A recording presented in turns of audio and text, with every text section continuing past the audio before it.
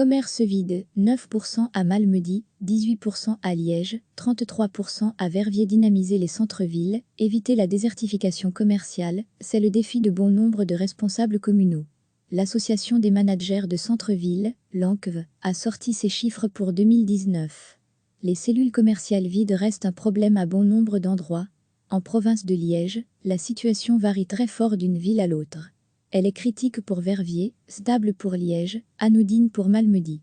L'exemple liégeois avec ses 1148 commerces, Liège reste, et de loin, la ville où il y a le plus de magasins en Wallonie. Il existe évidemment, comme ailleurs, des cellules vides, mais pas de quoi inquiéter l'ANCV. Le taux de 18% de cellules inoccupées reste stable, explique Estelle Nicolet, la directrice de l'association. La différence qui se marque, c'est que c'est dans les rues principales, comme Vinavdil ou Pondil, que le taux de cellules vides augmente, et ça se voit fort, car ce sont souvent des espaces assez grands.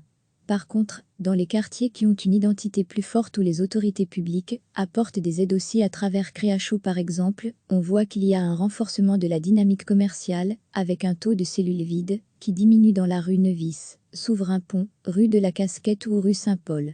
On sent que le citoyen a besoin de revenir à des commerces de qualité, de proximité, avec des circuits courts, du service.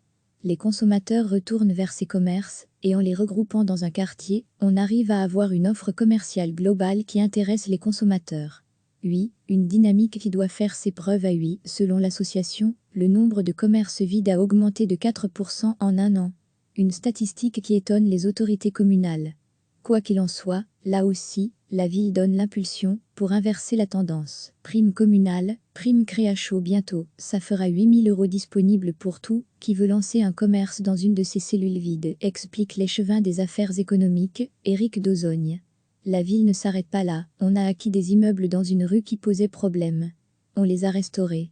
On a aussi changé les lieux pour favoriser la circulation des clients, les obliger à passer devant de nouveaux commerces. On a également acquis une ancienne surface commerciale vide pour la réaménager et y installer une halle de petits producteurs.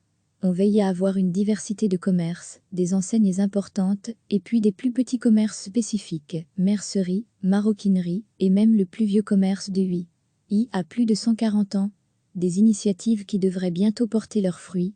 Loyer trop cher. Malmedy reste la ville où il y a le moins de commerces vides, 9,3%. Anu est un pôle dynamique, 12,8%. Spa impacté par des travaux, l'été dernier a enregistré une hausse de 2% du nombre de commerces désertés. La Palme revient à Verviers, 33,3% de commerces vides. Une situation critique due aux actuels travaux, mais aussi aux expropriations lancées il y a déjà plusieurs années pour le projet de centre commercial, dont on parle depuis 15 ans.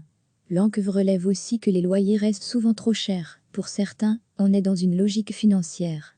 Le loyer affiché qu'il soit payé ou non détermine la valeur du bien, ajoute Estelle Nicolet. Quant au conseil, l'association en donne deux. Il faut arrêter de construire des shopping santé en périphérie, ça a un impact négatif direct sur les centres-villes, ce n'est pas parce qu'on multiplie le nombre de mètres carrés commerciaux qu'on multiplie l'argent dans la poche du consommateur. Le deuxième conseil, c'est d'avoir une vision claire du développement commercial sur son territoire pour mettre en place des actions précises, ciblées et adaptées. Évitez de disperser les aides par exemple. Recevez chaque matin l'essentiel de l'actualité.